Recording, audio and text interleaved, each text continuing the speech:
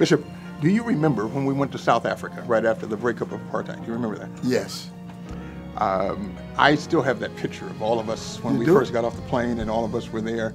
I don't know. I was going to ask you if you remember, we went to this big school type setting where that conference was held with Bishop Moody and everybody. Yes. And the kind of anticipation that many of those who were of color, who were what we didn't understand the difference between black and colored. Right. And we were trying to figure out what was going on, but there was an anticipation from those who were black. They were so happy to see us come there. Do you recall that? Yes, because there was a difference there.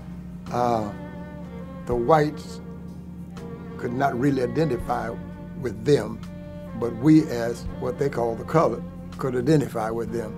And it was a genuine sharing, and we just touched it off together immediately. Yeah, you all, it was a great, you all the teaching material that you all brought and the classes that were taken. In fact, there's one of the young men that was in the classes that were being taught later became Bishop of South Africa. Yes. And he was in one of those classes, and he talks about how he was sitting in the back of that class. I think probably one of the things I remember, and I think you would probably recall this, that morning we had a lot of people there, and then that night there wasn't as many people, and I remember asking somebody, where's everybody? And one guy said, well, they no come out. I said, what do you mean they no come out? He said, they no come out. And I remember we went over to those dorms, knocked on the door, and said, what happened to you guys? The guy said to me, oh man, he says, we can't come out after 6 o'clock. I said, what are you talking about? It's after 6 o'clock. He said, you don't understand, you don't live here. We cannot be in town after 6 o'clock. We have to stay in here. I said, well, it's not like that anymore. I said, you know, you got a new president now. And we started talking about the election and all. And I said, it's not like that. And he looked at me, and I don't know if you remember this, he did like this, he said, it's still like that up here. Yeah. And in his mind, it was still like that. And I think what missions and education does is help to paint a new picture.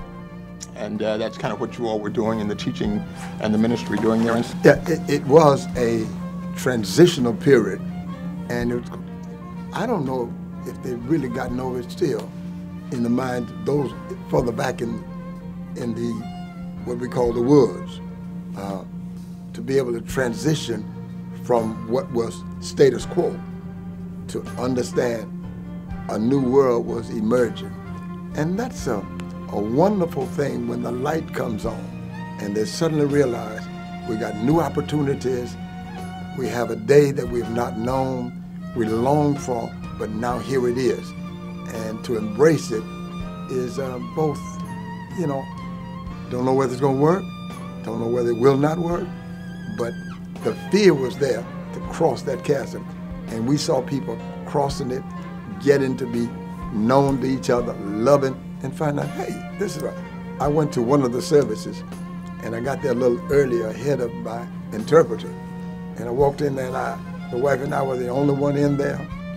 And we looking around, they looking around, and we were trying to touch bases and praying, man, hurry and show up so you can say something so I can talk to these folks. But it was a wonderful experience, loving people, and the sharing made you feel so good about it. When we brought 69 persons over there, they understood this is what our dollars are being invested in. These are the people we're making a difference. And to go to church was a wonderful experience for the people who saw them worshiping, even though we didn't speak the same language, but when we got in the spirit, it was number one. I think we probably both agree that the love of God is spoken in every culture.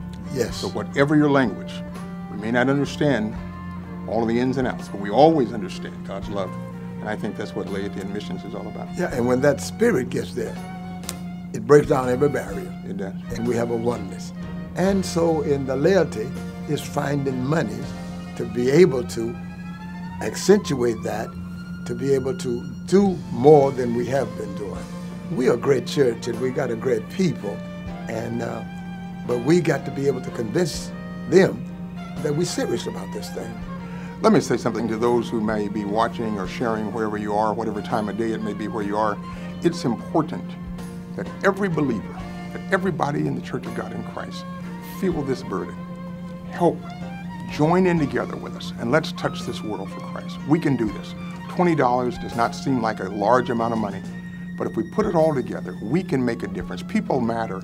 And I think the Church of God in Christ has an opportunity to touch the world. And not only in the countries we've spoken about, but even in Africa, where I've just come from Nigeria, and seeing what's going on there, on my way to India to represent our church. We need your help. And I'm going to ask every person that hears this, join in with your church, join in with your pastor, put your efforts together. Let the world know that we feel something and we're acting on what we feel. Because real ministry is not just what you see, it's what you feel. Thank you very much. Let's make this the best year we've ever had. It's possible to do it, and you just have to believe that your $20 investment may seem small, but you do not imagine, you can't even understand how much a difference it will make in the lives of individuals.